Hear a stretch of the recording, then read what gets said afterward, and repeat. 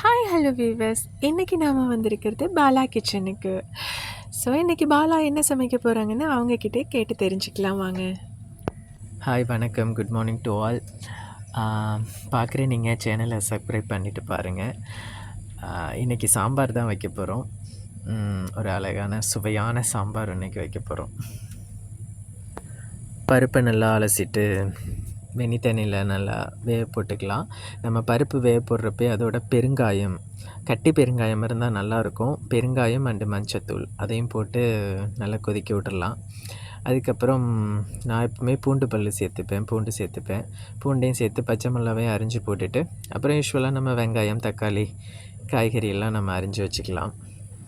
Okay Bala, நான் ஸ்டார்டிங்லேயே கேட்கணும்னு நினச்சேன். நீங்கள் வைக்க போகிறது சாம்பார், ஆனால் கீரை வேற வச்சுருக்கீங்களே, என்ன காரணம்? கீரை ஏன் வச்சுருக்கேன்னு சொல்கிறதுக்கு முன்னாடி இதை பாருங்கள். இதை பார்த்தோன்னே உங்களுக்கு என்ன தோணுது அப்படிங்கிறத கமெண்ட் பண்ணுங்கள், சரியா? கீரை ஏன் நம்ம வச்சுருக்கோம் அப்படின்னா, நம்ம வைக்க போகிறது சாம்பார் தான், பட் கீரையும் நம்ம அதில் ஆட் பண்ணிக்க போகிறோம். நல்லாயிருக்கும். கீரையும் வெண்டைக்காவையும் நம்ம எண்ணெயில் வதக்கி சாம்பாரில் போட போகிறோம்.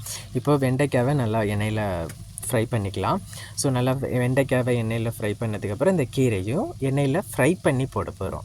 நம்ம கீரை குழம்புக்கு நம்ம அப்படியே எடுத்து போடுவோம், ஃப்ரை பண்ணாமல் அப்படியே பச்சையாகவே போடுவோம். பட் ஆனால் இதில் கொஞ்சம் எண்ணெயில் வதக்கி போட்டோம் அப்படின்னா இன்னும் கொஞ்சம் டேஸ்ட்டு நல்லாயிருக்கும். வா சூப்பர், கைவசம் நிறையா விற்று வச்சுருக்கீங்க பாலா. சமையலே நீங்கள் ரொம்ப பார்த்து சமைக்கிறீங்க. எங்கே கற்றுக்கிட்டீங்க இதெல்லாம்? இந்தியாவிலேருந்தே தெரியுமா, இல்லை இங்கே லண்டன் வந்ததுக்கப்புறம் தான் கற்றுக்கிட்டிங்களா? எனக்கு சமையல் எல்லாமே அம்மா தான். அம்மாக்கிட்டேருந்து கொஞ்சம் கொஞ்சமாக தெரிஞ்சு தான் எல்லாமே சமைக்க கற்றுக்கிட்டேன். ஸோ அம்மாவோட கைப்பக்குவம் தான் அம்மாக்கிட்ட கேட்டு தான் எல்லாம் கற்றுக்கிட்டது. இப்போ கொஞ்சம் இம்ப்ரூவ்மெண்ட் ஆகிருக்கும். Okay Bala, okay. சாம்பார் பயங்கரமாக மணக்குது. சாப்பிட்றதுக்கு இப்போ நாக்கு துடிக்குது. பொறுங்க, இன்னும் தேங்காய் அரைச்சி ஊற்றணும். தேங்காய் அரைச்சதுக்கப்புறம் தாளித்து கொட்டணும். எல்லாம் தாளித்து கொட்டினதுக்கப்புறம் சாம்பார் செம்மையாக இருக்கும்.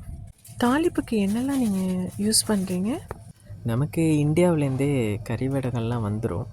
யாரும் வர்றப்போ கொடுத்துட்ருவாங்க, இல்லை பார்சல் போட்டுருவாங்க. ஸோ அதனால் கறிவடகம், கறிவேப்பிலை, பட்டை மிளகாய் இது மூணையும் போட்டு தான் தாளிச்சுக்கு சாம்பார் வைக்கிறது. எல்லாத்துக்குமே நம்ம அதை தான் யூஸ் பண்ணுறோம். இந்த தாளிப்போட ஸ்மெல்லே செம்மையாக இருக்குது. ரொம்ப சுவையான சாம்பார் நம்ம பாலா கையால் வச்சாச்சு. வாங்க சாப்பிட்லாம். பாய் பாய்.